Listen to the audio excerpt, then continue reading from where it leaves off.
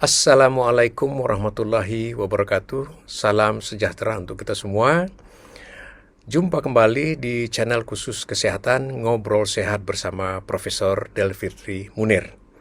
Para penonton sekalian, pada episode kali ini kita akan membicarakan mengenai penyakit yang cukup banyak di masyarakat, yaitu asam urat. Bahwa penyakit asam urat ini ada hubungannya dengan ginjal. Nah, akan kita bahas dengan pakarnya ilmu kesehatan ginjal, yaitu Dr. Riri Andri Muzasti, spesialis penyakit dalam, konsultan ginjal dan hipertensi, Vinasim. Sudah hadir bersama kita pakar penyakit ginjal, Dr. Riri, spesialis penyakit dalam. Assalamualaikum, Dr. Riri. Waalaikumsalam, Prof. Salam sehat buat para pemirsa dimanapun berada. Alhamdulillah. Pada episode kali ini kita akan membahas penyakit yang hampir semua masyarakat tahu, yaitu penyakit asam urat. Cuma ada persepsi yang kurang lengkap untuk masyarakat kita. Masyarakat kita menganggap penyakit asam urat itu hanya di sendi-sendi saja. Memang di sana pula yang sakitnya ya. Kalau kambuh tidak bisa jalan gitu ya. Tapi sangat sedikit sekali masyarakat kita mengetahui bahwa ginjal sangat terlibat dengan penyakit asam urat ini. Silakan Dr. Riri, bagaimana hubungannya ginjal dengan penyakit asam urat yang di sendi ini? Silakan Dr. Riri. Ya, terima kasih, Prof. Memang benar, Prof, yang dianggap asam urat itu hanya yang di sendi-sendi. Nah, padahal sebenarnya tadi ginjal juga punya peranan terhadap mengenai asam urat. Jadi kalau kita urut, kenapa seseorang itu bisa memiliki kadar asam urat yang tinggi? Jadi ada dua faktor. Mungkin karena intake-nya atau makanan yang dikonsumsinya cukup banyak, jadi artinya berlebih jumlah yang dimakan, atau pengeluarannya yang berkurang. Nah, pengeluaran yang berkurang ini oleh karena ada masalah sebenarnya di ginjalnya. Jadi kalau tadi yang jumlah makan, ya udah jelas kan Prof, karena memang makanan yang berlebih-lebihan. Nah, ini bisa kita tahu dengan misalnya mengkonsumsi emping yang terlalu banyak. Nah, mungkin mengkonsumsi bayam yang terlalu banyak, kangkung yang terlalu banyak, kacang yang terlalu banyak. Nah, jadi itu kan kebiasaan. Nah, seringkali yang agak terabaikan itu adalah pengeluaran yang berkurang karena ada gangguan di fungsi ginjal. Nah, jadi ini mungkin yang juga harus diwaspadai oleh sahabat ngobrol sehat Prof. Delfitri. Jadi kalau misalnya selama ini merasa saya tidak pernah makan yang berlebih-lebihan, makan bayam secukupnya, makan kacang secukupnya, pokoknya hidup saya ini sehat karena segala sesuatu secukupnya.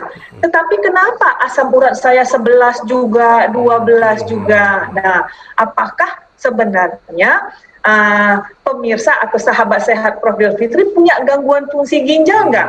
Sehingga makan sedikit pun tapi nggak mampu dikeluarkan oleh ginjal. Karena kan asam urat ini dikeluarkan juga oleh ginjal.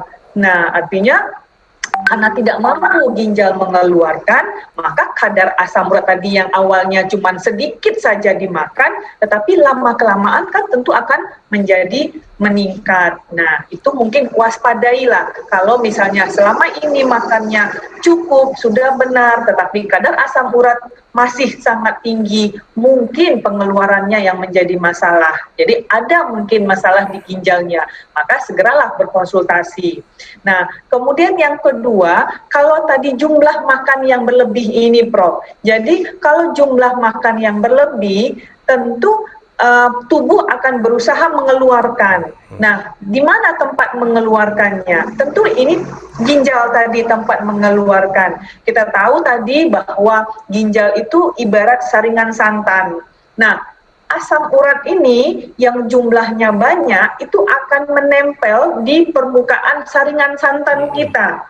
Nah, akibatnya lama-lama kan saringan santan ini akan tertutupi, maka tidak mampu lagi ginjal menyaring racun-racun, sehingga racun akan meningkat di dalam badan kita.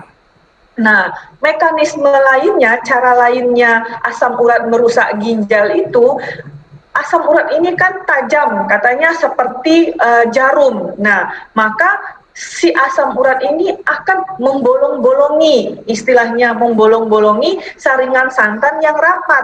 Maka saringan santan tadi yang rapat karena ada sesuatu yang tajam membolong-bolongi, tentu saringan santannya akan menjadi renggang atau bolong-bolong. Nah, ini juga lah yang menyebabkan kemudian ginjal mengalami kebocoran. Nah, jadi kelebihannya bisa menutupi, lama-lama dia menyebabkan kebocoran. Nah, jadi itu bisa karena kelebihan akan merusak ginjal, atau mungkin sudah punya ada gangguan fungsi ginjal sehingga kemudian jumlahnya meningkat. Jadi seperti lingkaran setan dia, Prof. Ya, baik. Nah, mungkin itu dia, Prof. Ya, tapi ada juga nih masyarakat kita hanya makanan-makanan tertentu. Misalnya, kita tahu memang asam urat itu banyak, misalnya di bayam atau misalnya di kacang-kacang. Tapi bayam nggak apa-apa. Pas makan kacang, wah kambuh. Ini apa sebetulnya yang terjadi, Dr. Riri? Ya, Prof. Nah, memang kalau ditanya makanan apa yang bisa menyebabkan seseorang kumat asam uratnya, ternyata memang tidak sama, Prof. Jadi memang seperti alergi, jadi masing-masing orang itu berbeda. Kalau misalnya ditanya ini, oh iya saya nggak tahan dengan emping. Nah, kalau bayam-bayam saya nggak masalah, Dok.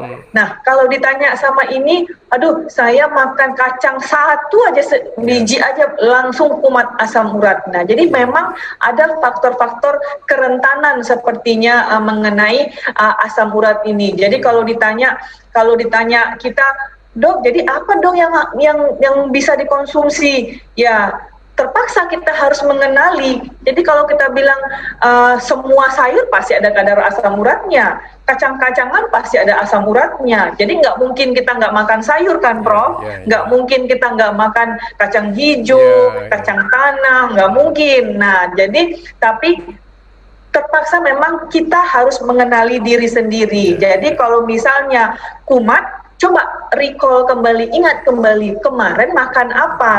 Apakah makan pecel? Apakah makan gado-gado? Nah, atau kemarin misalnya makan kerupuk. Nah, coba diingat kira-kira apa yang menyebabkan kumatnya asam urat. Nah, kalau enggak, ya enggak mungkin kita enggak makan apapun. Nah, jadi kita kan butuh juga yang namanya sayur-sayuran, Prof. Karena memang hampir semua pula makanan mengandung asam urat itu. Iya, jadi, Prof. para penonton sekalian, jadi kita sendiri yang menganalisis saya ini pemicunya apa, ya. Jadi kalau kambuh, oh kemarin makan kacang berarti kacang. Jadi ke depan ya kacangnya dibatasi lah gitu kira-kira tuh ya. Baik, jadi ini kan perlu pencerahan kita semua. Bisa karena indeksnya bahan yang mengandung asam urat itu terlalu banyak masuk ke tubuh kita sehingga memang numpuk juga dia di sendi gitu ya, atau memang ginjal kita sudah terganggu ya, tidak mampu dia untuk mengeluarkan asam urat itu sehingga numpuk, jumlahnya banyak dan numpuk di sendi-sendi kita. Itu kira-kira Dr. Riri ya. Ya, semoga ini bermanfaat untuk pemirsa kita, para penonton kita, sahabat sehat Prof. Delfitri, dan tentu jaga kesehatan kita ya. Salam sehat selalu. Wassalamualaikum warahmatullahi wabarakatuh. Waalaikumsalam warahmatullahi wabarakatuh.